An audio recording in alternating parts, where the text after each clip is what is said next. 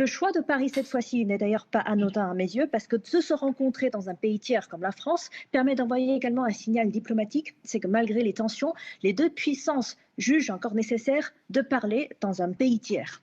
Et la vraie question aujourd'hui, c'est que est-ce que les deux puissances, la Chine et les États-Unis, peuvent-elles continuer à dialoguer tout en gérant leur concurrence?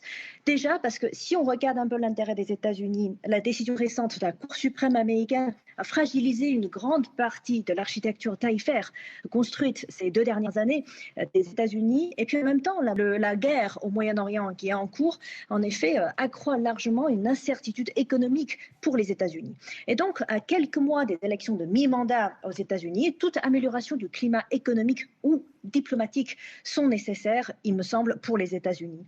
Et puis, de l'autre côté, du côté de la Chine, l'approche est beaucoup plus prudente. La Chine reste ouverte au dialogue, car selon elle, la stabilité des relations économiques sino-américaines est dans l'intérêt des deux économies et aussi dans l'intérêt mondial. Mais la Chine reste également, me semble-t-il, très attentive aux politiques américaines sur les contrôles technologiques, sur les enquêtes commerciales sur la Chine. Donc je pense qu'elle reste aussi très prudente dans cette négociation.